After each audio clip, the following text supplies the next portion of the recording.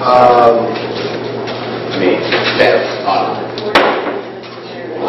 afternoon. I'd like to call to order the July 24th meeting at 6:04.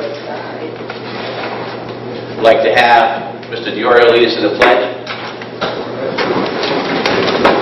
Pledge allegiance to the flag of the United States of America and to the republic for which it stands, one nation, under God, indivisible, with liberty and justice for all.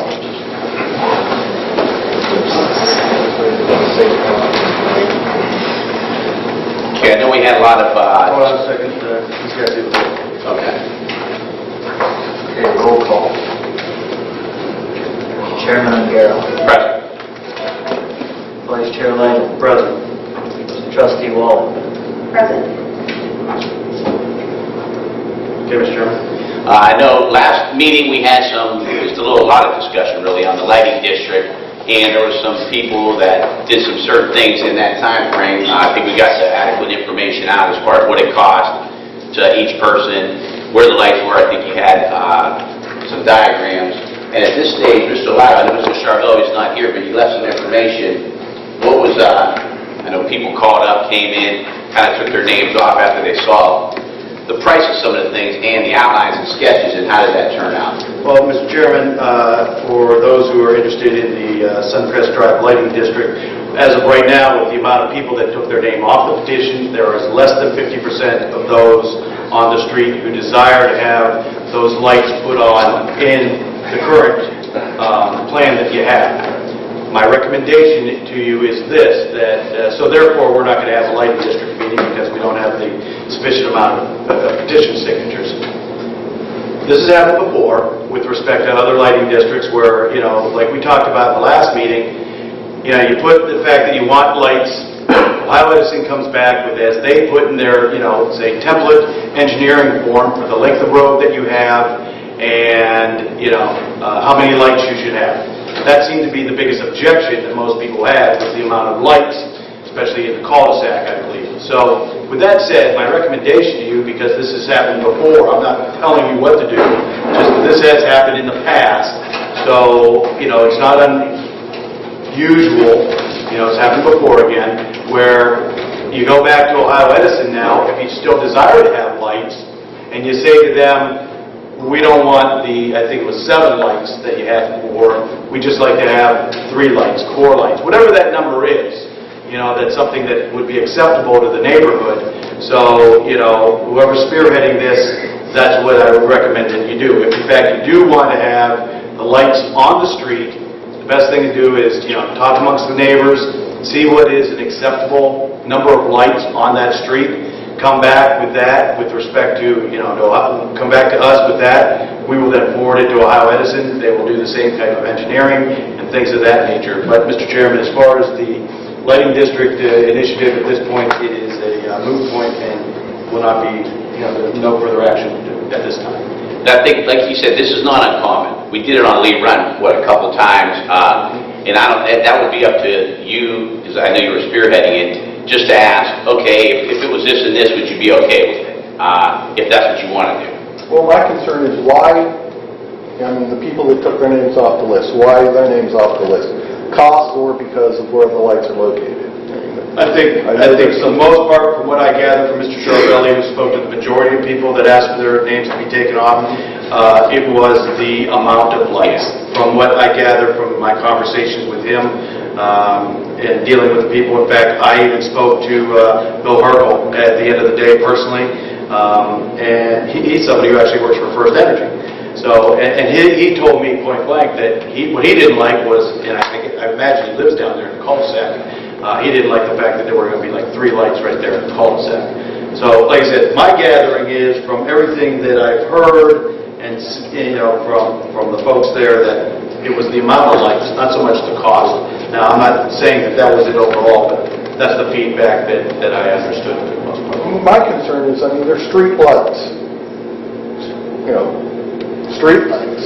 They're not going to light up shining in your bedroom window. They're going to light up the street to protect people walking, riding bikes, your property. I mean, within the last 2 weeks, maybe a month, we've had I don't know if some of the people down at the other end are aware of, we've had an attempted break-in right next door to me over the weekend. There's been a couple break-ins on Hilltop Drive. It was in the paper about somebody got broken into, someone stole the cookie jar with $100 worth of change in it. We have a sexual predator, I don't know if people are aware of that is registered. I'm not sure of the address, it's either Suncrest Drive or Van Drive. I mean, these are my concerns. I'm not putting street lights. And I don't think we agree. Street lights up. Your concerns are valid, there's no question about it, from the safety standpoint and everything else along those lines. But the fact of the matter remains that, as Mr. Ongaro alluded to, not just last year, I believe, it actually took about 6 months, if I'm not mistaken, for everybody to be satisfied with the amount of lights that were on Jennifer. That's the one that we did most recently. Yeah. And it started off with like 6 or 7 lights. I think they got down to 4, and it was just one of those things where, they wanted lights. There were residents that wanted lights, but then it was a matter of too many lights. You want the place lit up, at the same time, you don't want to be so intrusive. So who would come out and make that determination if we say we want 4? The neighbors. Your neighborhood would, and that's when you then forward it to us, insofar as we would like to have, just as an example, saying we would like to have 4 lights at that point in time. Then we send it to Ohio Edison. They then, just like in the past, would pick the locations for those lights that would be best suited for the greatest amount of coverage with that lesser amount of lights. Can I just ask you for just a question, friend? Would he have to go around to every neighbor and say, we want to put 4 lights and sign a petition? Is that what You still have to go through the petition process, that's correct. Right. So could we say this is where we would like the lights? Or is Ohio Edison going to say, okay, we're going to eliminate, you have 7, we're going to eliminate every other light, so you're going to end up with 4? To a certain degree, yeah. I would tell you an example of some years ago. We had the folks at Pawnee Place in the cul-de-sac, as a matter of fact. They asked for 1 light and 1 light only. Done. So, I think there is some workability with respect to that. Since I don't work for First Energy, I can't tell you, explicitly that that's the way it's going to happen. But I think that you are able to work with them with respect to... Okay. Is there anybody here from Suncrest that's opposed to the lights? Okay. I'm not going to waste my time. I was going to say that. From house to house. Would you be opposed if we eliminated and went down to 2 or 3 or 4 lights? Can you get a light in front of your house and you pay for it? All right, here's what we're going to do, because bottom line is it's a moot point as far as this setting. I'm just not going to I know what you're saying. waste my time going around to all the neighbors if they're going to say no, whether... I got you. And They I can think- put the street light on the front of my house, I don't care. I'm I looking agree. for protection. That's, I think your safety for the neighbors. Absolutely, but that just comes down to, majority playing out. I don't know if you're willing to take the time and go around and petition and say, hey, what would make this work? But as it stands now, there's really nothing we can do as trustees, because we're not here telling you to do it or not do it. Right, You just got to kind of talk amongst yourselves out on the street, over a cup of coffee, to see if you can make it work. And if anybody wants to make it work, maybe they don't. I don't know. Right. That's what I'm asking So now. I'm not going to... So he would have to pick almost like, say, 4 houses, ask the people if they wouldn't mind the street light going in front of their house, and then pass that petition around. Is that correct? No, not necessarily. Like I said, Ohio Edison will work with you, but if it's a matter of like every other house right here, I don't think that that's what they're going to do. I think it's really a matter of, and just like Jennifer, there was one individual in particular to this day who is still complaining about it. He's probably the only neighbor on the street complaining about it because the light is essentially across from his house. I've driven by there. I don't really see the intrusiveness, but that's not me. I don't live there. So, only those who live there can actually say one way or the other whether, they feel that that's impeding upon their privacy or anything of that nature. So, bottom line is this. I think Eric put it well. Get together with the neighbors, talk about it, or walk around with a petition saying 4 lights, 3 lights, 2 lights, whatever it may be, and see what works for the neighborhood, what doesn't. It comes back to the same thing. If you get 50% or more, then it comes to us. Yeah. For those folks who are here that are saying disagreement, that 0 lights is the only thing that they'll accept. If they're in the minority, well, they're going to remain in the minority. If they're in the majority, well, then we won't be dealing with this issue at all. And I think you got the personality to at least go around and make it work. I mean, at least try. I believe that. there's... You're never going to make everyone happy, but, Exactly. and I think the thing is, if we don't have over 51, again, it's a non-issue right now as far as us. You bring it back with a little give and take on everybody's end on that. Well, maybe I'll just make a form letter and Yep. explain to it and let them come to me and say, Or get some complaints on there, like what didn't you like about it? We got you the cost and everything, was it the cost, was it the lights? And then just do a little survey and then go from there and see if you can make... Like I said, this has happened before, and Jennifer Drive is the great example. In fact, if you want to get some guidance,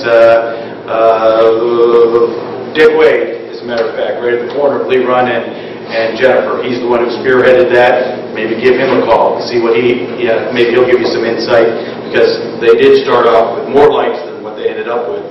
And, like I said, they did have the majority, and it went through, so I appreciate it. Thank you. All right, last comment, sir, and then, it's... I also live, my name's Paul Kish, I live on Suncrest Drive, and I'm in favor of the lights for a completely different reason. I'm interested in paying whatever is necessary so that I can park my car on the street in front of my house, or if my children come over and visit me, they can leave their car on the street in front of my house without the parking lights needing to be on. I was told that if I leave my car on the street in front of my house without having my parking lights, it would be towed as a hazard, and I'd be given a ticket for it. That's how glass code. Right, and the street lights are a way to alleviate that This hurt. you want to help them out? Go Well, around? my question is, I understand if you don't have 50, it's a moot point. I have no problem. I'll deal with it either way. My question is, can I put my own light in to illuminate my car so that it's not a hazard? The property line comes back... No, that does not constitute a street light. It doesn't constitute illuminating my car. If you're talking about, say, like your lamp post, No, I would put a light in on my property and would illuminate my it car. would not constitute a street light. No. And you don't want to do it for your peace of mind, and I'm sure Mr. Lytle's been around a lot longer than me. If you want to support us down and say the prosecutor and ask him if under the Ohio Revised Code, if that constitutes, which odds are probably not, but still, if you get an answer. I understand, and I've already looked into it. I Street light there. I think, I understand what you're saying, that it's not constituting a streetlight. The law says it has to be illuminated from at least 500 feet Yes. behind or forward from cars to be able to see it. We're talking kind of two different things here. You can't put it up as a streetlight, but somehow you have to illuminate that Yes. car after dark if it's Yes. parked on a street. So we've had people where they'll bring an extra battery out, tie it into the car to leave their parking lots on. We've had put in Christmas lights around it, some Right. different things, but it has to be illuminated from 500 feet. Chief, the other aspect that comes into play here, and he's not here to answer our question for us, is a zoning matter. Right. Whether you can do that as per our zoning, which I find it to be, I would find that to be... Well, he might not still be able to park the car on the street if we eliminate and go down to 3 lights. If he does not have the proper distance... I would hear to the... Depends on how long, it's a long street. If it's at one end and there's no street lights, again, the car has to be illuminated from a certain distance to be able to meet the Ohio Revised Code standard. And we do issue parking tickets. We normally don't tow them, but we with the assistance of the trustees, we created a parking ticket. If we were to give you the tickets from before, they were $125 to park your car illegally on your street, and we wrote a few of those. Knowing that that wasn't a acceptable thing for the people, there's a lot of homes that were built a long time ago that have one single driveway, one garage, and in today's world, people have more. We try to be a little bit more lenient with that. The trustees allowed us to create a parking citation, which is a $10 fee. It's still a fee, but it's not to the extent as it was before. And unless it becomes a real problem, we wouldn't tow it. But again, you're going to have a fee every time that happens. And as he said, if you live in the cul-de-sac and the 3 lights they put in the front. Yes, I do. And yes, I do, and one would be right in front of my house, is my As long as understanding. you have a street light and from the distance people can see that car, it'll The be... net of it is, there is no resident in Poland Township that is permitted to park their car on the street without having the parking lights on at night, unless they're street lights. And actually, we had that last year, the year before, Manor Avenue. Shetland on the other side of the village. Two of those streets over there purposely went and got a petition for the street lights because of that. And that's one of the areas that are older homes, single driveways, single garage, 3 kids, husband and wife driving, there's 5 cars, there's just no way to park them in, and they can't park them in the yard because then the zoning gets them, and it was a problem, so they passed the petition, they put up the street lights, and now they can park in the street. What you're explaining to me is what I understood, but I don't think it's common knowledge. It's not, believe me, because when we start off with warnings. We don't issue first-time offenses a ticket. We put out parking warnings. When they don't adhere to those, then we start issuing tickets. Normally on the warning, when I know my midnight crew's out there doing it, my phone's lit up the next day because they don't understand that they can't do that, and I explain to them that, we've had accidents before where, again, it's the driver knowing that they can't see the car, that's still their responsibility, but if it's an illegally parked car, now you got 2 people at fault. I've already gone to the expense and the trouble of obtaining LED light bulbs that are only going to use 3 watts, which I would not have an issue parking my car. But if friends and relatives come over and spend the night, there's a potential of them having an issue. Okay. All right, sir. Thank you. So then, that would be the plan. Mr. Chairman, I move that we approve the minutes dated May 1st, 2014, May 14th, 2014. Or not? Here was, we were just, earlier, Mr. Cantor was in the process of just getting the 1 minute sent over.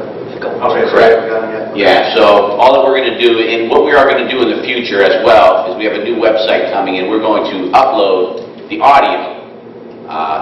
So if you look around the township and you look at minutes, everyone's, sometimes they look a little fuzzy. We're going to upload the actual audio of this meeting to our webpage. So we're just going to make sure, check with the prosecutor, that's 100% legal. So then that way there'll be nothing left out. Everybody can hear what's going on, opposed to just looking at minutes. So at this stage, we're still in the process of just revising them a little bit, just to make sure that we have some public comments on there and a couple of those dates. Thank you, Mr. Bob. Good. Mr. Chairman, I then move that we authorize payments for all outstanding checks for the township. Second.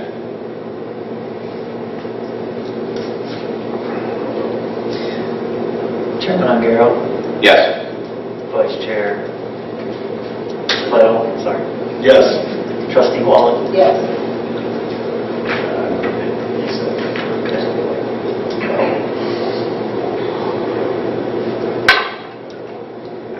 Mr. Chairman, I move that we pass I move for the adoption of Resolution 14-13. It is a resolution authorizing all actions necessary to support the continuation of a governmental natural gas aggregation program with the opt-out provisions pursuant to Section 4929.26 of the Ohio Revised Code, directing the trustees to execute a supply agreement with Interstate Gas Supply, Inc. to continue a natural gas aggregation program beyond September 2014, when the current supply agreement ends. Second.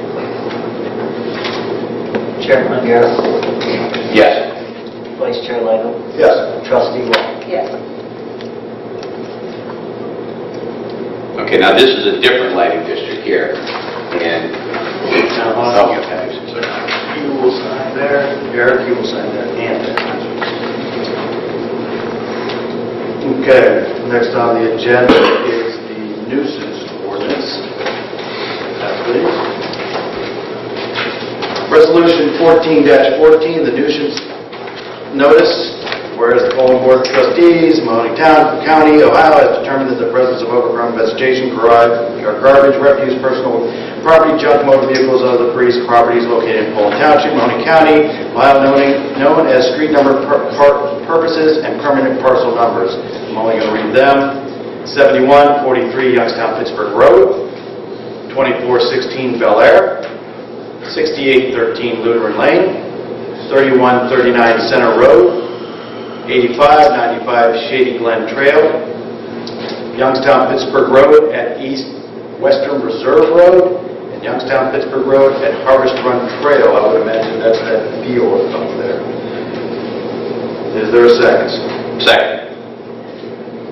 Okay. Chairman Ongaro. Yes. Vice Chair Legel. Yes. Trustee Wallen. Yes.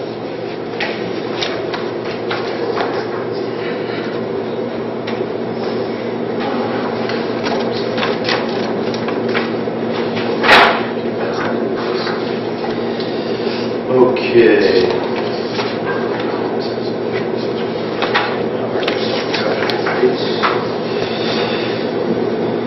Okay, now, I move for the adoption of Resolution 14-16, the nuisance recovery, please forgive me. The next item is Resolution 14-15, Lighting District of Moore Road, Poland Township Park. Much like the lighting district that we were talking about previously, there are no residents that live there, so this is strictly up to the board for this decision. So I do move for the passage of Resolution 14-15. Second. Chairman O'Gara. Yes. Trustee Wallen. Yes. Vice Chair Legel. Yes.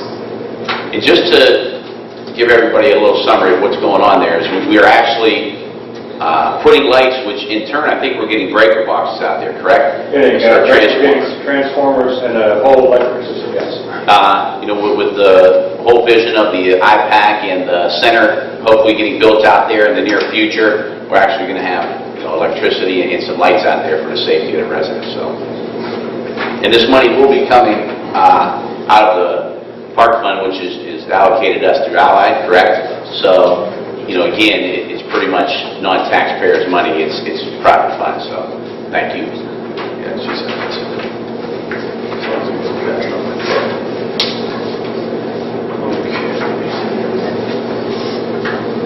The resolution on.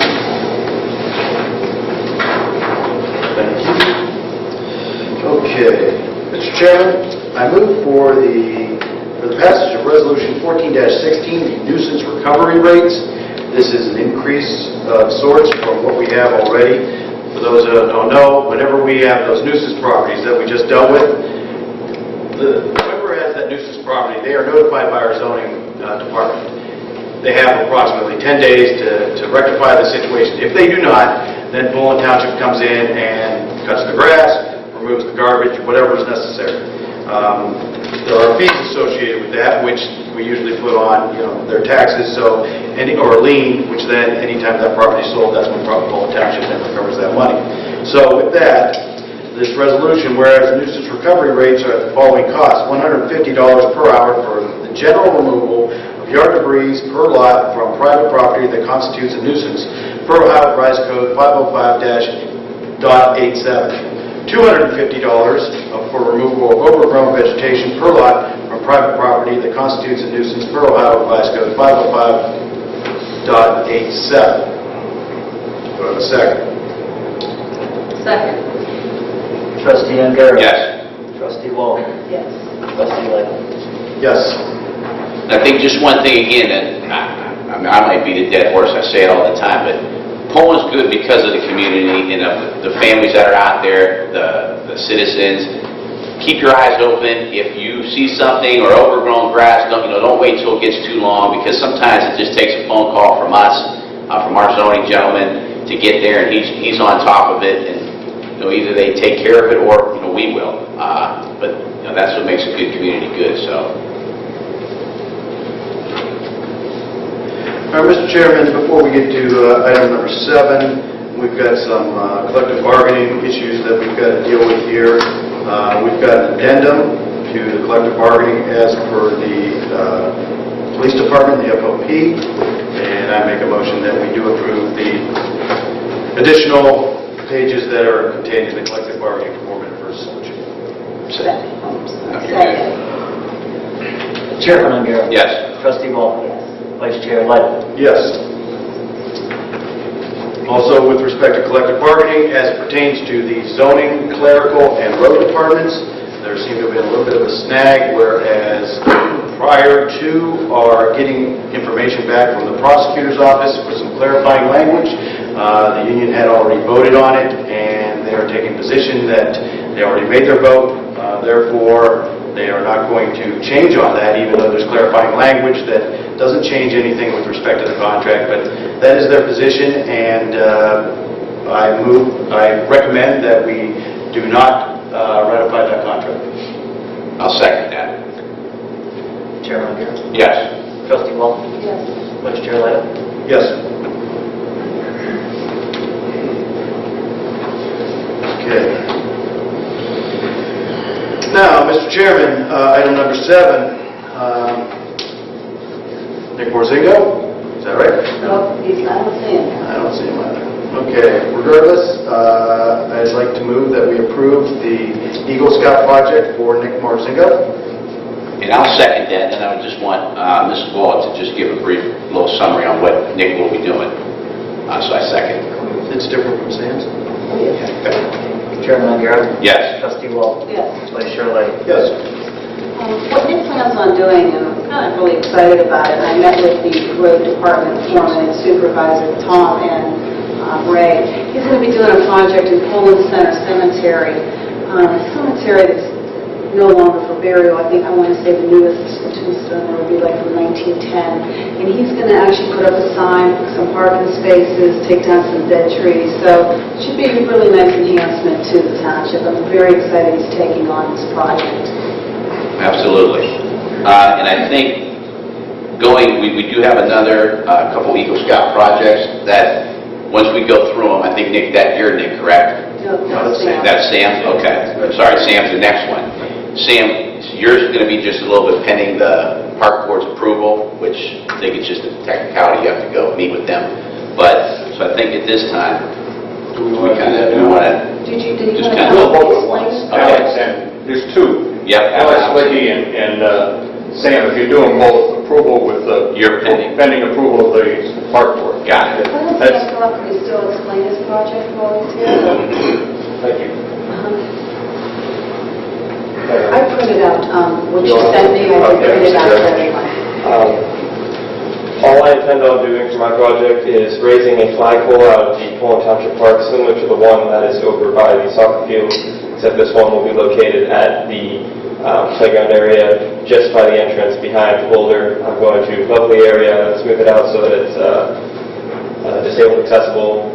I plan on having proper lighting so the flag can be flown at all times of day. That's about it. Talking to Mr. Hager, you have to attend the park board meeting. Yeah. And the next one is, it's the third Tuesday of August at 7 o'clock here, and that would be August the 19th. So I know you had some dates you wanted to start. If I can say this, Oh. Sam made a presentation. Oh, okay. What was lacking was this, Oh, he didn't okay. have this for us. And so we've been waiting for this. Okay. I can send this out, since you gave me yours, I'll send it out to the park board. We can do it by email. Okay. But at the same time, then I need to meet with Sam next week at the park board meeting, because I have a contractor that's willing to do this, a lot of the stuff under his direction. And so we may, if he wants, we may be able to speed up his dates of how he has collection. So if you could give me a call next week whenever you're free, and then I'll meet you at the park with the contractor. We'll get it worked out, okay? Sure. Mr. Hager, is Alex in the same situation? Alex is different. Alex has nothing to do with the contractor. He's going to be building some bridges and stuff. And I just gave you his project. So I just need to get final approval again of that. It's in the park. But I think both of these projects are something the park board members would like to do. We just didn't see the final backup. Okay. Sam, are you requesting any money from the Poland Township for your project? No. No? Okay. So then that would be the sorry, go ahead. No, you're good. With that, Mr. Chairman, I move that we approve the project for the Eagle Scout projects for Sam Buzas and Alex Flicky, pending park board approval. Second. Chairman O'Gara? Yes. Trustee Walker? Yes. Vice Chair Leto? Yes. I want to add one more on Nick's project. Nick was requesting $750 from the township. So I don't know if we want to vote on that now or you want to wait through. He was requesting, I did talk to Jim, and he was explaining, we do have a community fund This is 750 for this project? No, No, that's for the cemetery. Oh, cemetery. Yeah, Oh, so sorry, now you didn't say that. I'm sorry. Yeah. So. That would be I didn't know if Nick it was Morzingos, yes. For the cemetery. Mr. Chairman, if we could please, thank you for bringing that up as well. You're absolutely correct. I'd like to revisit item number 7 and make a motion that we approve Nick Morzingos' Eagle Scout project and allow for expenditures from the township not to exceed $750, also with the provision that some funds be raised privately. Second. Chairman Ongaro? Yes. Trustee Walden? Yes. Vice Chair Lane? Yes.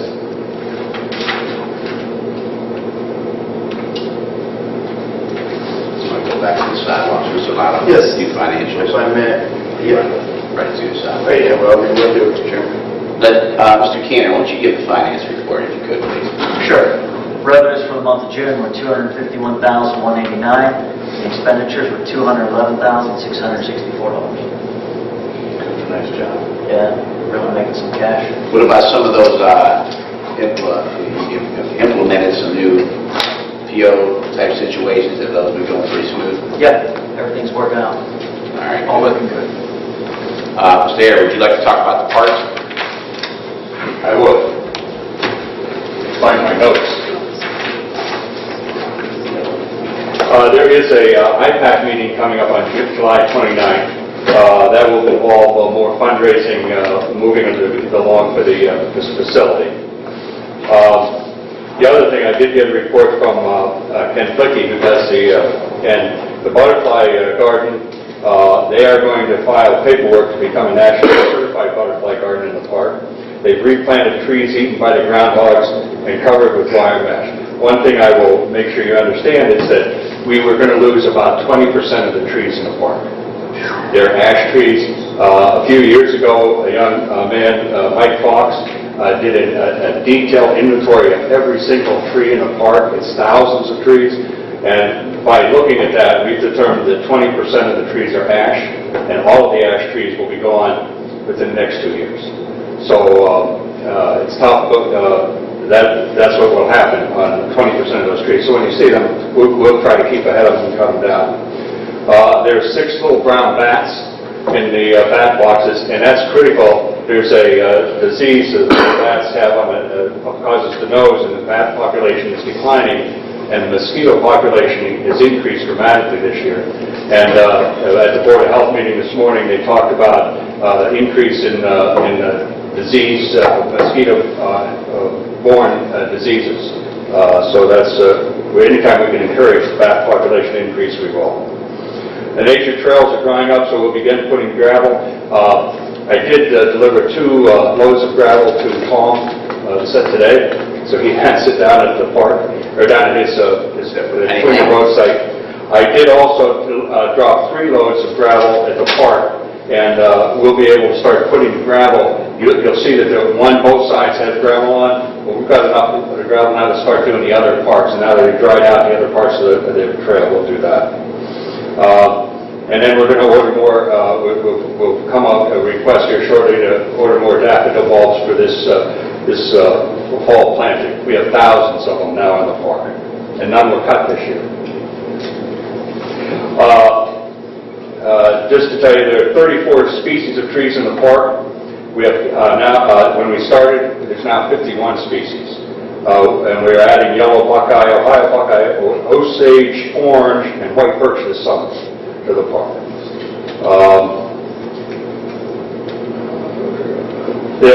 I should have a report. We have 90 bird nesting boxes in the park, and we should have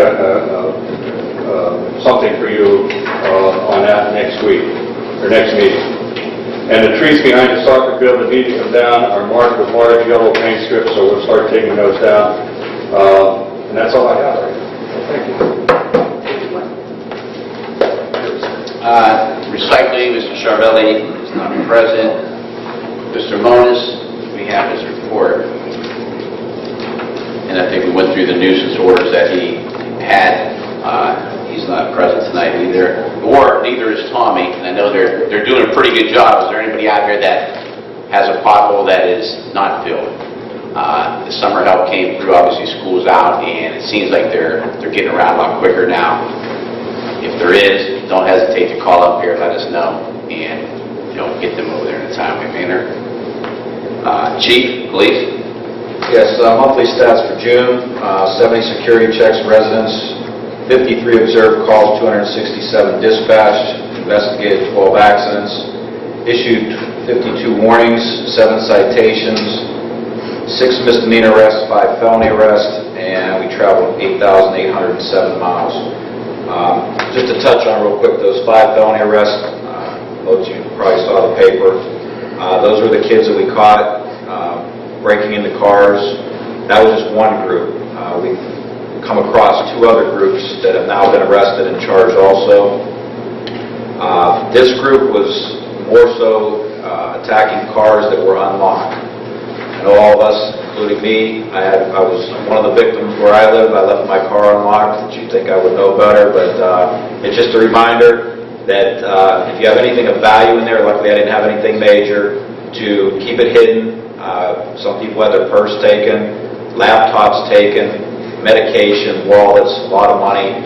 Keep those things at least in the house. If they get in, they don't get that much. This group didn't break any windows, so if the doors were locked, they moved on to other cars.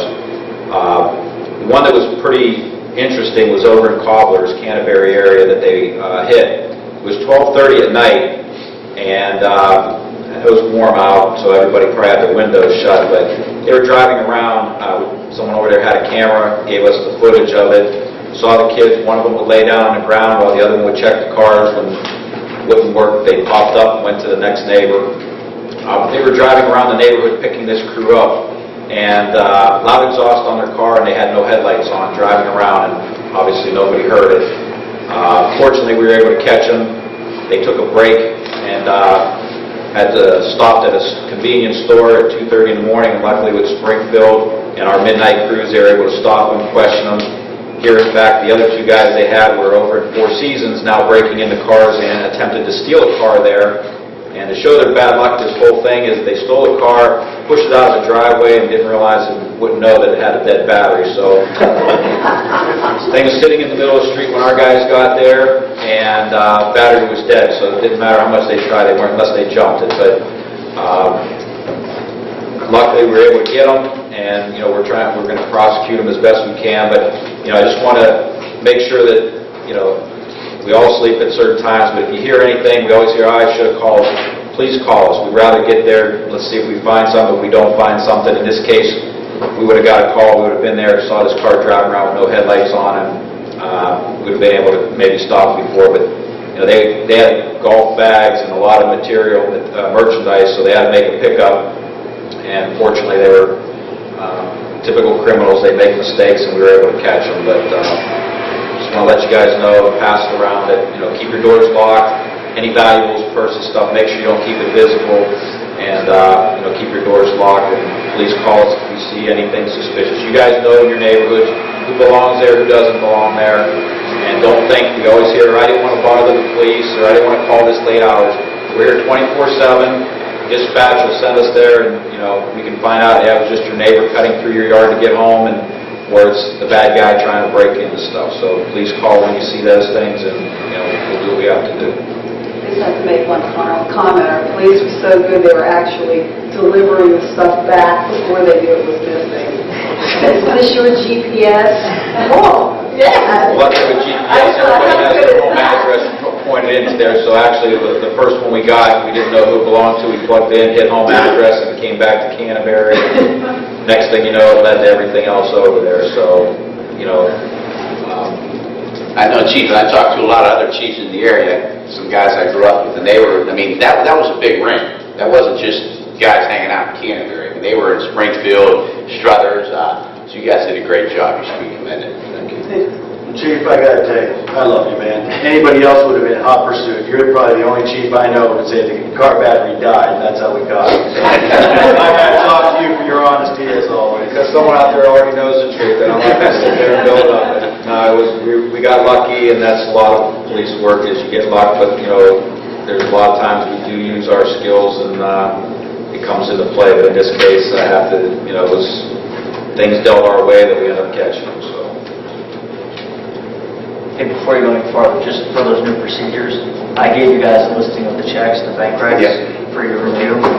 So I'm just going to pass, if you're comfortable, pass these down. You can sign off on the bank rec that you looked at. You have any questions on it? So, Where exactly do you need to be signed? on the line.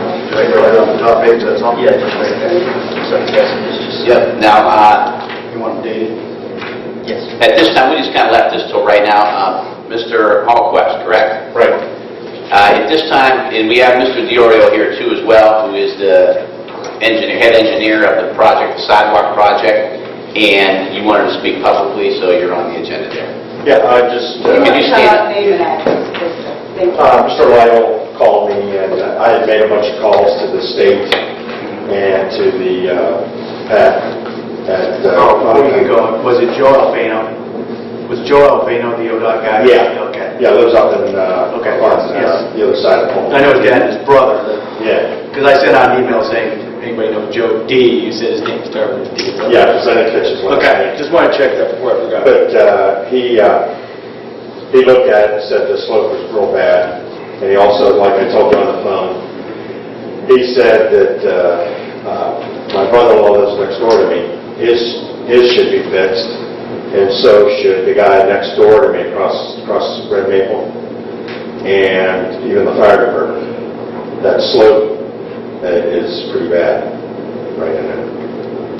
So I don't know whether, when you guys do that form that you talked about, Right, as a matter of fact. it's up to those guys, I guess, if they want to have it done or not. Right, yeah. About the chip Comstock.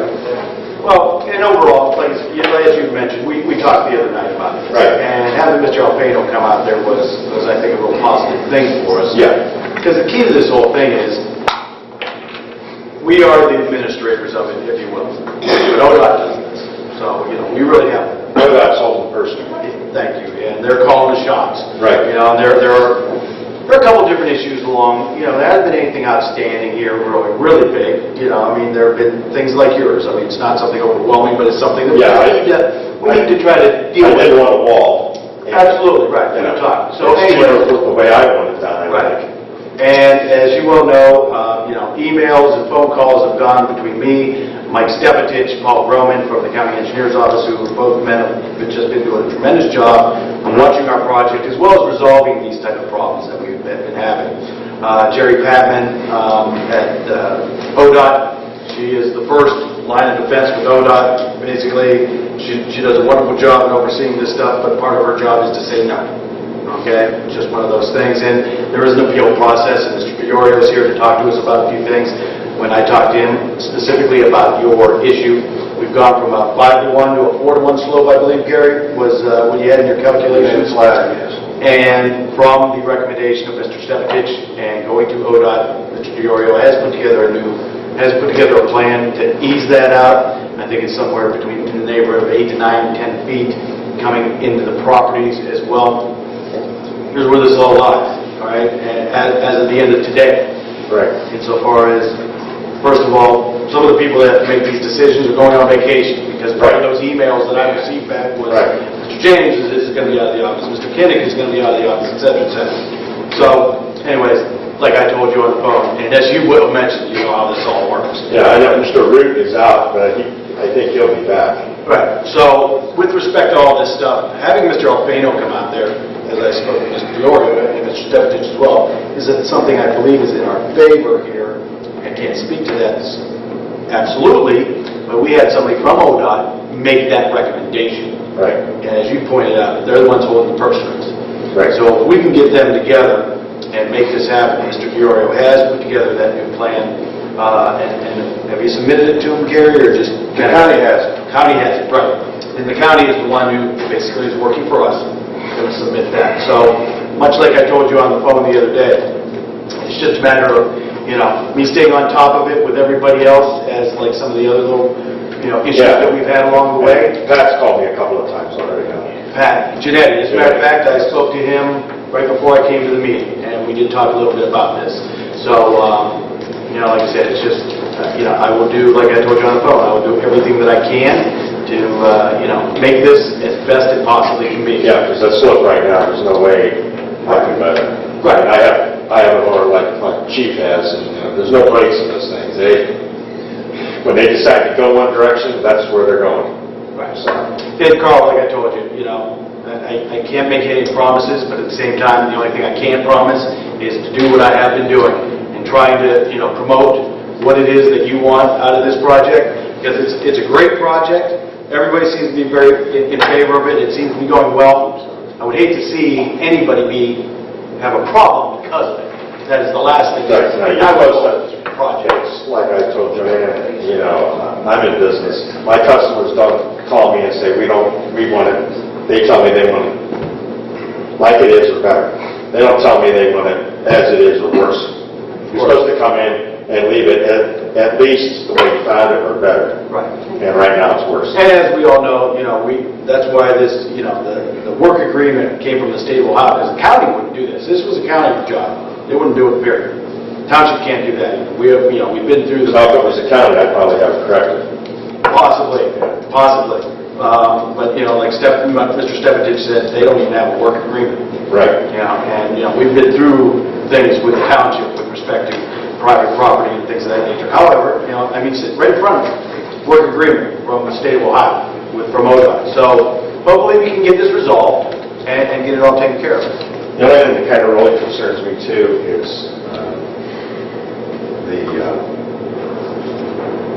these grates.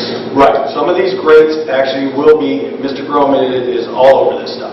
And there are numerous grates, I wouldn't say numerous, there's actually about... Well, up by me, there's the one across the street line, and... They go all the way down, the way down but I to... mean, those two especially, I haven't looked at the other ones. No, They drop down off of the edge of the road like this. I have... And I used to be in the fire department. Somebody comes off that road and hits that, it's going to be a bad wreck. like I said, I have personally been on the job site practically every single day, sometimes multiple times. And Mr. Groman in particular has pointed out a fair number of various grates that either have to be raised, lowered. Some of them were ATT manholes. Oh yeah, that's what he's waiting for, that one section. Absolutely. I just got pictures and stuff from Diane Ingold and Chief Comstock with respect to a couple things. They've addressed those things. They are most definitely on them insofar as elevating them, dropping them, things of that nature, how the projects come along. So, again, my hat's off. Paul Groman has done a tremendous job. He's done a good job. On the scene. Yes. I actually asked him to come this evening. It was his parents' 25th anniversary or something like that, so he couldn't be here. But, so him and Mike Stepetich have been, and I told Mr. Genetti this tonight too, tremendous. Paul on the ground, Mike is our first phone call. Anything and everything that they've been able to resolve, they then get a hold of, because the county, for those who don't know, is acting as our inspector. We've hired them as our inspector. Right. So they're the ones making sure that everything's done properly. House Construction, in my opinion, has done a pretty good job. In fact, the engineer from Ohio said that we were lucky probably to get them because they're one of the better ones. They have done a very good job. So, with all that said, they are very particular about that, and Mr. Stepetich then forwards that stuff to the Ohio Department of Transportation, and so far, with regard to any of these elevations with respect to catch basins or manholes or drains or anything of that nature, they've certainly acquiesced with respect to that. Some of these other issues that we've had to deal with, so far as elevations and this and that and the other thing, it's been a little bit more cumbersome because of exactly who's going to pay for it. Right. And, there is money left over. I mean, we're not spending the whole $500,000, but at the same time, ODOT's got certain regulations, as I've come to understand, with respect to these federal funds. Yeah, they kind of explained it to me like maybe some of that money will be available for you to correct those. Right. That's why I said, having Joel Fano be there as somebody from ODOT, and himself making the recommendation, a person from ODOT saying we should do this. Right. In fact, he said, I wasn't there. Yes, he said this is what you're telling me. So, I wasn't there to say, be a witness or anything of that nature, but that's what you relayed to me, and I have no doubt to believe that you're telling me, what I said there. And if that's the case, I think it bodes well for our ability to do that. I even walked him up a little bit by the baseball field and showed him some other things and showed him the problems. And, he was interested. He'd been working on the 680 project, so he wasn't even hadn't even been over in our area to see that. So, like the bottom line, Carl, I'm not going to let it So my brother-in-law here, and we'll both get those sheets if the other ones don't want to do anything. First things first is, first part of the process was Mr. Diorio putting something together, which he has done so and submitted to Mr. Stepatich. Mr. Stepatich has then forwarded it to Ms. Patman with ODOT. We'll see what their response is. We're probably going to have to huddle up on this because, like I said, Ms. Patman has been very good at saying no. Okay? But that doesn't mean that that's it. Sometimes no means this is my job to say no. Well, I've already contacted upper levels of like my state representatives, and we could try with them, but I found that really it's an appeal process. I know. People at ODOT, and so far, like I said, they've been very accommodating to a large degree. There are some things that they just aren't budging on, but other things they've been pretty accommodating on. So I'm very hopeful. I to do this. And like I said, bottom line is you can count on me not giving up on this, until hopefully we get the resolution that we want. Okay. If this would not come to attrition, would this township street department be able to come out and break that down if I gave permission? No. Yeah. If it's your yard, No. Yeah. Because that's our issue. I vote no. That's our issue. I mean, just so that Sorry, nothing against you. Right. Just so the other trustees are fully aware of what we're talking about here is The right of way. They graded it back. They graded it back to the right of way. Yeah. And that's the whole thing. They've done it to the right of way. The township cannot, by law, do that. Period. Okay. And then, like I said, with respect to the county, whether they can or not, all I know is they don't have work agreements. Maybe they can. Maybe they can't. That's a work agreement. But the fact of the matter remains that this is a state road. So Right, that's what I pointed out to him. It's a state road. So this is up to ODOT. And again, I think the best thing that we had going for us was, and I will definitely speak personally to Mr. Alfano at some point and say, if in fact you did say this, would you convey that to the, hierarchy, if you will, at ODOT, Yeah. see if we can't get this accomplished. Okay. Okay? Just to follow up on the sidewalk project, just because I do live on 170, and everybody feels comfortable calling different trustees, and I can tell you this, that everybody's been very accessible, be it Gary, be it Paul, Faust. I've had issues, I'm sure Ms. Wallet has, Mr. Lido has, and everybody's trying to make it as right as possible, and I just want you to understand that nobody's going to turn their back on you. This doesn't have to be Bob or any of us aren't. It's too good of a project to, you got 50 driveways. It's a nice project. Yes. I just want to be able to. Absolutely. And I think you got our commitment that we're going to do everything we can to make it right. Because I told the state they'd come out and mow my yard with a ditch. Absolutely. I don't think he was too happy with that. And Mr. Chairman, with that, we've invited Mr. Diorio to come here today and answer any questions that we have to the project, things of that nature. And also, I do want to preface this by saying that Mr. Diorio's involvement here was of design. Okay, that's what MS Consultants came in. They came in, designed the project, engineered the project for us, and because Gary's such a good guy, a friend of Poland Township with MS Consultants, he has been accessible. He actually could have told us at any one point, look, I'm done. Yeah. I know that, Gary. You could have. I don't need to do that. Right, you could have, but you don't, and that's the kind of friend you are. But with that said, that's where his component is. So, Gary and I have been working on this project for 10 years, huh, Gary? So, anyways, we've invited him here to answer any questions, and It seems like he answers yourself, correct? You already have. That's Well, why I so far. wanted to. I mean, so far you got a step in the right direction. There's a few things I want to make clear to everybody, just on the record. Please do, Gary. You want me to do it now? Yeah, it's the time. Okay. As Bob said, we've been working at this for a long time, trying to get this grant, doing all that. Now, the grant, this program was there, we applied for it, we talked to the trustees about applying for it. It was 100% paid, and it's administered by ODOT. So that's first and foremost on this project, we had to design it to ODOT standards. Now, on 170, ODOT approved the application. We told them that we were going to try and put the sidewalk as far away from the roadway as possible because there are no curbs along 170. And that's one constraint. The other constraint is the driveways are at different elevations. They're at different slopes. The yards are at different slopes. Some are below the road, some are above the road. Okay, those are all the constraints that we had to look at. And ODOT required that we put this within the existing right-of-way. So as we designed it, going down the road, there are some spots that aren't as ideal as we wanted. Okay, and frankly, if there was intentions to put sidewalk along 170, then every drive would have been done a certain elevation, every yard would have had the same slope, so on and so on.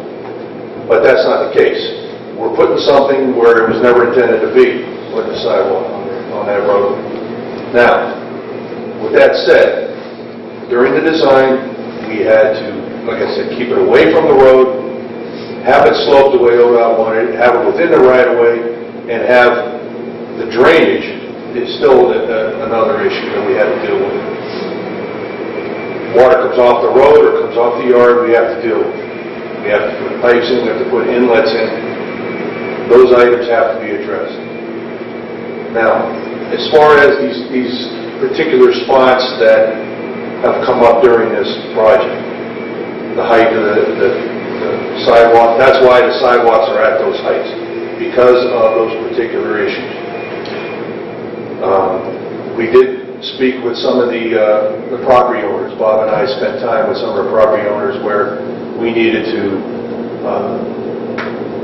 get special permission from them. We never got it from them, so we had to do something different. That's why, that particular property or so is going to have the block wall, okay, to stay within that right-of-way. Now, as far as why one part is low or whatever, I checked with ODOT myself, talked to them. I even talked to Joe Alfano. Joe Alfano was asked to go out and look at that site because of his call to ODOT. He got to the one person. That particular person didn't know what this project was. He found out later that it was an LPA project done by Chad Root. He asked Phil Alfano to go out there and Joey Alfano to go out and take a look. What exactly are we referring to now? We're talking about his drive? His yard. Okay. Joe looked at it, yes, okay, explained that the only way to fix that is to go back up into your yard. Now, these other issues with the walk being lower, Denver Drive is one, and the one by the ball fields.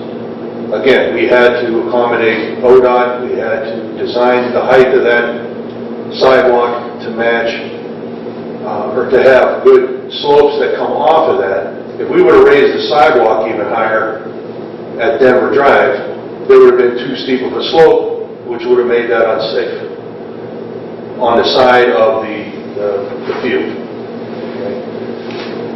We had to find some type of medium ground there to satisfy ODOT.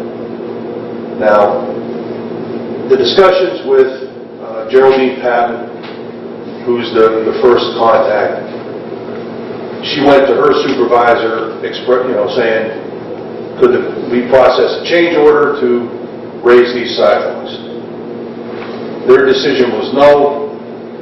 If that particular part of the project wants changed, the township would have to pay for it. Now, it's the same with the part at Denver Drive, the same with the part at ball fields, anywhere. The yard grading. If that needs to be done, it would fall on the township to pay that out of their own pocket instead of having it covered by the grant. Even though there's grant money there, their position is, we accept it, we approve it, we're not going to pay for it. It would be the township. Now, that's unfortunate, but that's how they operate, and that's their requirements. And like I said, I don't think they're being reasonable. I think they could easily change it. I argue the safety factor, but that's what happened. Now, that's what I wanted to say to the trustees today. That I don't think a an appeal process is going to work. You know, in my discussions with them, their decision's final. It'll be up to the township. Now, if you want to talk to Faust to do that extra work, you don't have to use him. You can get another contractor to do that. If it falls on the township the way that they're telling us, you don't have to go with us, because Faust did provide a price which I think is high. Okay, in order, you know, for those changes. Okay. You don't have to go with him. If it falls on you, get another contractor. Get somebody else to make those changes. Real quick here, with the areas you're talking about, based on ODOT specs, Yes. is there any, when you like, you know, I'm just thinking of safety. Are we talking more aesthetics and like how things look? I know this gentleman is concerned because he has a big slope, he can't even get his grass cut. But as far as those other areas, is there a safety concern, or is it just more like, No. I don't like the way that looks? No. There's not a safety concern the way we design it. Okay, that's all right. It's more, and those are the comments that I received was, you know, it doesn't look good, you know, not from the trustees, from other people, you know, Okay. contacted me. I don't like how it looks. Well, okay, those are the areas that we had these constraints to deal with, and that's how it turned out. That's what we have to abide by. Okay, I see what you're saying. You know, like I said, it's not ideal, but it's safe. ODOT has accepted it. They say this is their road. They have to do the maintenance on it, that whole bit. That's what we're up against with this whole thing. And that's why I just wanted to say that, okay, you know, we go through the appeal process, nothing's going to happen. Okay, I'll help you out from, you know, till this project's done, writing up that easement description, you know, the work agreement to go on his property. I'll help with that. But as far as, everything's going to come down to what the township wants to do. You know, if you want to pay for it, fine. If not, the property owners pay for it, or get another contractor to get another price. But because I really think Faust is gouging this whole thing, because he knows how ODOT's programs work, and most of the time he can get away with it. But I still think he's putting too much into it. So much for them giving the deal on the sidewalk down in the village. I heard a couple comments that I've heard is that concerns about water pooling on the sidewalks. You know, I don't know if there's been addressed or anything, possible ice, Well, that's, if they build it the way our plans show, there won't be water pooling. The water will run along the side of the walk, it'll run over the walk, okay, to a collection system. That's what I was saying. We have to, it's not just slapping it in and off we go. We have to deal with a lot of those issues just to keep it safe. And that's what ODOT required us to do.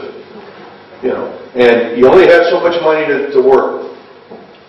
And ODOT knew that, and we try to do that. Now, the bids came in, tremendously low. Okay, he had a lot of competition, and he bid. So that tells me any little change order that comes up, he's going to try and make up a little bit money here and there. Because I know how Faust works. He works on volume. He works on how fast he can get something done. And that's how he makes his money. Okay? Now, so you're saying because like the board approved your plans, that's it. So then any other change would be a cost to them. well, it's not just the board approving the plans. It's ODOT approving the ODOT plans. and Because they're funding. We had to meet their standards. They had to review it. Okay. This is acceptable to us. You have authorization to go bid the project. And that's how the process we went through. Okay. And they would say the same thing. Any other engineer would say the same thing. It's just the way we have to deal with this. Now, any particular item like that ODOT says no to, it's going to fall on the township. And that's where the board will have to decide how you want to handle it. If you want to get somebody else to do it, then But just again, on record, so, because I've only got one call on, the dip by the school. The bottom line is that is not unsafe. ODOT standards agree with it.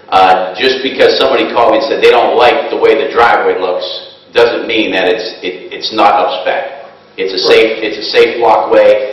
I think this wall would hit it. I think people would say, oh, there's going to be water settling there. And you're saying... Naturally, you can think of that because it'll be, Gotcha. no. Okay. That's, all right. it's designed not to have. It would be just looking better to somebody. Right. And like in the situation at Denver Drive, okay, if you look at it, Denver, when you come off of 170, you're immediately dipping down to Denver Drive. The next driveway to the north falls off of 170 also. It slopes off. We have to meet Denver Drive because that's where the crossing is going to be, and we have to meet that driveway approach. Otherwise, we would have had to work into the project to reconstruct the approach of Denver Drive, bring that up higher, and then everything else would be higher. The driveway, the first driveway would have to be higher. Those are the things that we couldn't make part of the project because at the time we didn't know we had that much money. Now, you know, $100,000 under our estimate, which, by the way, is based on ODOT's unit prices, which we had to abide by. Okay, looking back now, I wish we would have did all that. You know, redone that whole intersection change. But we had to deal with it that way. And that's the only thing that you know, just concerned us going in. But, like I said, it's not unsafe. ODOT's accepted it. They feel it's not safe, or not unsafe. And that's why... What about the grades? That's why they're saying no. Well, the grades should... There are going to be probably adjustments made to the tops of those. Either he brings in, you know, little risers, or he takes them off. Okay, but they have to be put in that way, and then backfilled and graded, so everything flows to those grades. You know, I just think that, you know, contractor, he had to pull off to go to another job, and he'll be back to complete that. That's the way I understand it. But that's what I just wanted to bring to the board, that you're going to be, you know, it's going to be up to you guys to continue. So, thanks. No, didn't do that. Well, We're not done. all right. Okay. So you and I go way too long on this project. I know. All right, so let's talk about Denver Drive. Okay? You want to do this on the record, we'll do this on the record. Doesn't matter. So, Doesn't matter. you're telling me today, after our numerous conversations about raising that area there north of Denver Drive, okay? You're telling me now, after our numerous conversations about raising that ODOT said that doesn't meet their specs to raise that. If we were to raise that higher, we would have had too steep of a slope on the field side, and they would not accept it. So that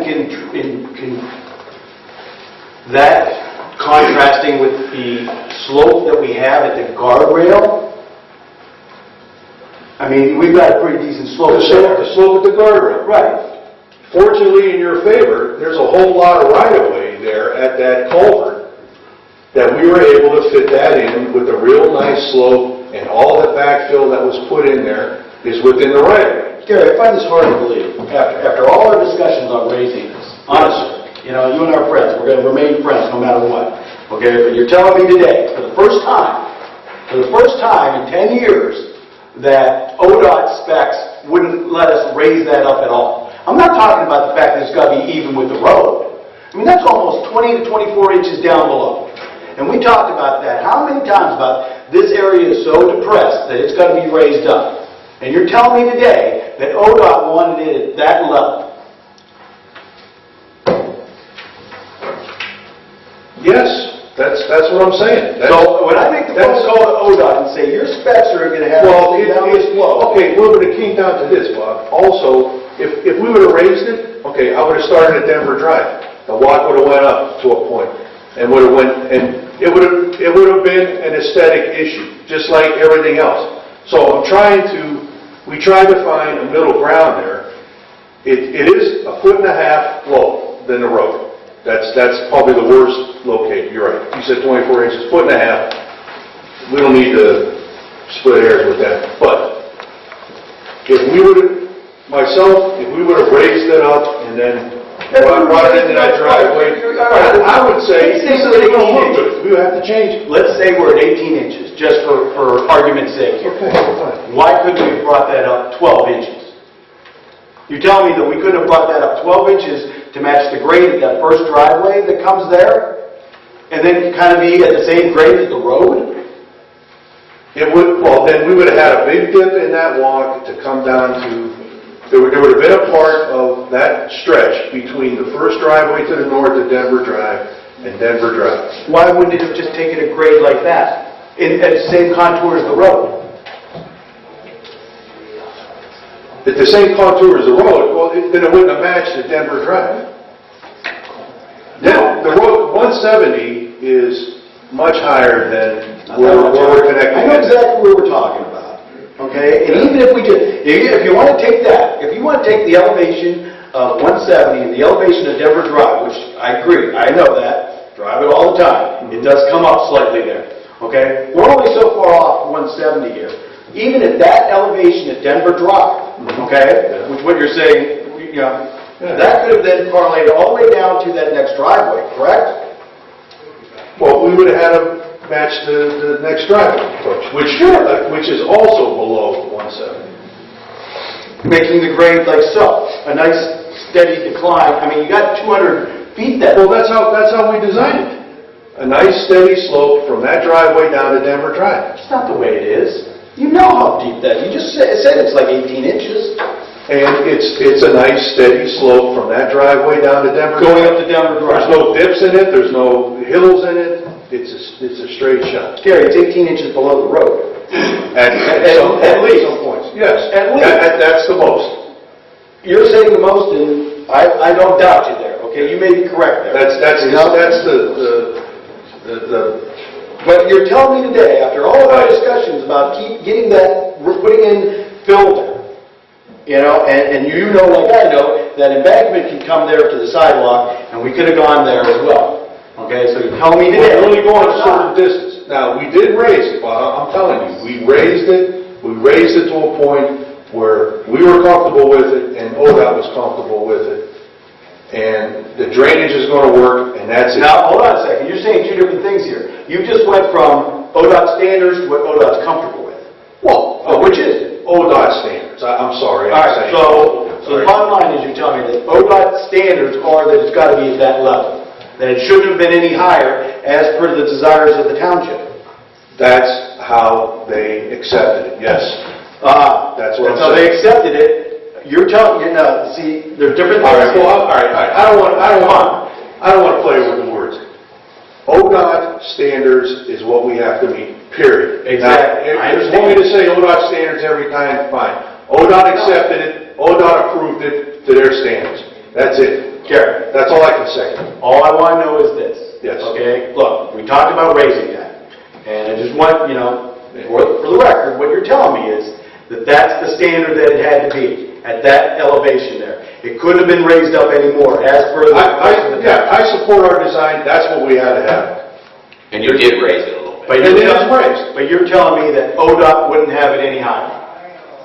Yes, that is correct. They would not want it any higher because there would have been too steep of a slope going out into the field, which would have made the walk unsafe. If somebody's on a bike or somebody's walking, somebody stumbles off of there, it's too steep of a slope. There wouldn't have been any embankment off that at all? No, there would have been more of an embankment if we had it higher. Sure. And it would have been steeper because the right-of-way line... As opposed to now, there's an 18-inch drop off the road. Well, I wouldn't say a drop, but there'll be a slope off of the road, yes. All right. There'll be a slope off the road. That's what I'm telling you. And I stand by our design. It's safe. It's safe. Well, I stand by our design. That's what we had to do. Gary, I know you stand by your design. And I'm sorry if these are problems, but these things happen in jobs like this. Well, here's the thing that gets me here. Yeah. Okay, and you know this, and we've talked on the phone about this. Insofar as we talked, again, here's the kicker. It's July 24th, 2014. We've been dealing with this for how many years? This is the first time you are ever telling me that that's the elevation it's got to be because of ODOT standards. True? Well, yeah, I guess so. And I'm here on record in front of the entire board to say that. I got you. So everybody knows. Hang on a second. No, like you said, that's now all the meetings that you and I went to with the streetscapes and your telling me to raise that up. I knew we had to raise it up because you told me that. We had other things to deal with. We tried to accommodate everybody's request. Yours, streetscapes, winding it around trees, getting it up off the water line, all of that. All that other stuff, It's just not as much as you would have liked, Bob. I know. it's never going to be perfect. I understand that. Yeah. You know what? And I am all for the winding and the dips, and, the crooks and crannies. I've said that from the beginning. Yeah. I don't have issues with that. There were certain things that you and I talked about. Yes. Okay? We talked about the guard. Right. Not denying. Right. We talked about the guardrail, and I think that's coming out great. No problems whatsoever. I'm glad ODOT decided to take a hold of Absolutely. In fact, we're going to replace the it. guardrail, which they didn't have originally, okay? Yeah, all right. But this is one of those. This is one of those areas where we talked about this numerous times. You concurred with me all the time that it needed to be raised up, and now I'm looking at this elevation that is much lower than what we talked about. And, like I said, I'm just getting it from you. This is the standards that you're telling me it is. And this is the first time we've ever talked about it. You're telling me this. Okay? Okay. Yeah, Look, we're not going to beat the dead. Listen, I never got that detail, and I'm sorry about that. I'm not going to beat the dead horse on this. You want to get it on record? We're going to get it on record. Yeah. Okay. The other thing is this. Okay? We're talking about some ball fields now. Okay? All right. These are, Mr. Hultquist's issue is something that, okay, if he didn't have a zero-turn motor, we may not even be talking about this. Right. Okay? If Ms. Sturby was satisfied with the design of the block or the wall, the stone that's going to be put in front that she didn't like, we wouldn't be talking about that either.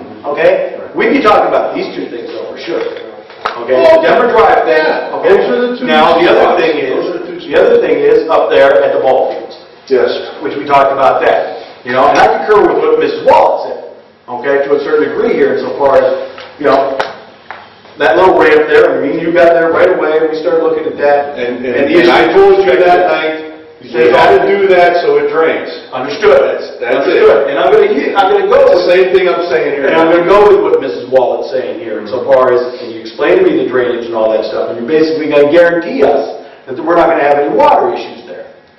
Well, I can't guarantee. Are they building it the way our plans show? I don't know. According to the county engineer, that's one of the things that we've dealt with here. Are they right on? They are right on It's going to spec. be okay. Then they are right on spec. That's one of the issues It'll be okay. that I'm having here Yeah. with respect to some of these things, that they are right on spec. And because they are right on spec, we can't change some of these things. Because as you alluded to earlier, once we sign off of it, and we're not engineers here, we absolutely relied on you. Sure. Number one, and then the county engineer and ODOT. So, house has got to construct it accordingly. Right. Okay? Right. Just like if I got to put lights in, here's how many lights you want, and here's where they got to be. Right. Right, you're looking at me, this is what I do. Okay? So, with respect to that, we talked about up there at that school, originally, I went through all that work to get that, F9 or F4 or whatever from the school. Yes. Because we were going to jog up there, right? Right. So we weren't even going to be down here ever.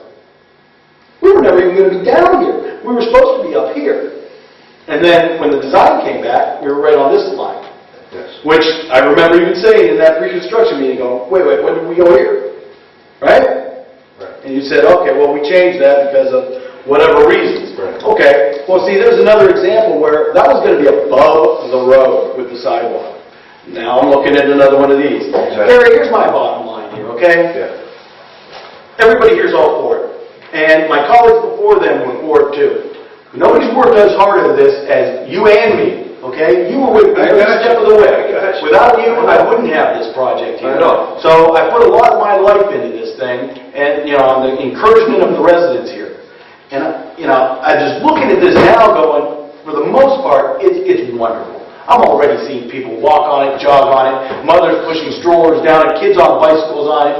I think it's going to be tremendous. Yeah. Okay? But I didn't put 10 years of my life into this thing for somebody to say to me, it'll be okay. Well, that's why I wanted to come here and say, I agree some spots aren't ideal, but that's what we had to work with. And that's the only thing that caused those to be like that. That's how we had to deal with it. And I agree with you with respect to the ball fields area, okay? Insofar as, okay, that little... It's the same, Hold on, wherever please. somebody's concerned, it's the same story. Hold on a second. I agree with you to a certain degree that the ball fields are like such. Even though our original agreement or discussion was always about the up stuff, well, up above, you know, again, we having to deal with the school board all these times and getting this documentation done. But the stuff at Denver Drive, that's going to stick with me, man. Because of our numerous discussions with that. And again, you're telling me for the first time that their specifications, why would you have never told me before the specifications by ODOT are such that we can't raise that up to where you really wanted to have it raised up? Somebody spent as much time on this project together as we have. I can't answer that. I know we time. were working on it and we designed it that way. And I don't know, Bob. I don't know why I didn't tell you. I mean, I didn't know. I didn't know this. Come on. It wasn't like I was going to Well, I probably thought we are raising it, you know, you're getting what you want, it's just not all the way up to the road. I mean, that's probably why I just didn't give it another thought. We tried to do as much as we could. That's it. All right, well, listen, my friend, and you are my friend, and again, I say it again, without your help and assistance, this project may not be where it is today, and I will be forever grateful, and this community should be as well. Please don't interrupt me, all right? Go ahead. But with respect to that spot, those two spots, you know, we are different from where our discussions were and the wishes of the township were, insofar as that design. And if that design would have come before that pre-construction meeting, and I had said, no, I don't agree with this stuff, how much longer would we have to wait for this project? They could have pulled our funding, and they told us so.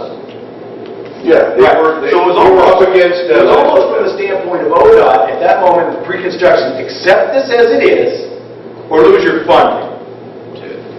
Okay? So we never said it like that, but okay. But for all intents and purposes, you know it, right, it was like, accept this, we're ready to go, or lose your funding, because we only have a certain amount of time, because there is a timeline on this. Right. Okay? So with all that said, you made designs contrary to what our wishes were, and there's really not much we can do about it, correct? Yes. That's why I wanted to try and But make it's that safe. clear. And that's what I want to get clear here as well. Yes, that you, but I also want to say that I think they're acting unreasonable in wanting to make those changes and not make it part of the grant. I don't disagree with that. I don't think that's right, but that's how they do things. But that's not my point. Yeah. My point is That's another issue. Right. My point is that, you know, we had things that were desired. They were not quite designed that way. Now, whether you did it or the tech below you didn't quite do it, I don't care No, who it was. I'm involved with it from beginning to end. So, I tell them, the elevations that we requested, yes. okay, and, you know, Yeah. we're not done accordingly. Yeah. And here we are today with a couple of issues that, aside from, say, you know, his lawn, Miss Sturby's block wall, like I said, the rest of it, no problem. You know, speaking of that, what's the final thing with that wall? She's actually making, ODOT got involved in that, and they are actually looking at a block that is not on their spec list that they think that might become approved at some point in time, because all the historical societies and everybody else got involved in that. So they are looking outside their scope, provided that it falls within the criteria of the interlock, you know, formula with the, you know, all that, you know, with the triangular. As long as it looks like it's... Right, but it could be a little bit different. So they are going to that. ODOT has actually put a hold on that, much like Ms. Hultquist's situation here. Since ODOT has said, let's do this, Yes. it is very hopeful that we'll get a positive resolution on both of those. Yeah. But like I said, those other two things, Bob, I know. I know. It may not be done, my friend. We did, I mean, we tried to raise it as much as I can to make that work. And I can say just one thing, like even in front of my yard, it looked I'll bad. go where your yard is. I'm right on 170. Point being is, before it got landscaped a little bit, it looked like, wow, this is pretty deep. But then once the grass kind of came in and the dirt got pushed around, it leveled out. So maybe it'll go from 18 inches to... yeah, that was an area... 17. Or, you know, it'll look better, I guess, and then we'll have to make a decision from there. If it's not what, then I guess we're going to have to figure it out. That's what ODOT is telling me. Okay. That it's going to be... But we're trying, Mr. Lowry, you are trying to lobby them. What he's saying is that at this point in time, and Mr. Diorio knows that I have some appeal process to go down to that I'm going to hope is going to resolve this. As well as we've talked about the fact that, there are certain things that, maybe MS is going to have to step up to with respect to. Well, okay, since you brought that up, this particular thing, since it was done ODOT standards, they approved it like that, we can't turn that into our insurance like that. I mean, But you didn't go with the request. And what you're telling me, though, here is that you followed their, what they said they needed to do. yes. So if somebody from ODOT at some point in time says, no, you could have gone higher, They do. I mean, I don't know what else they... no, you just told me here, you just told me specifically that you followed... You mean just somebody random from... No, absolutely not. Oh, no. You told me specifically that they said that these are the elevations that you must adhere to. Yes. Or the lack of elevation. Yes, that's what they approved, and that's what we had to go with. Yes.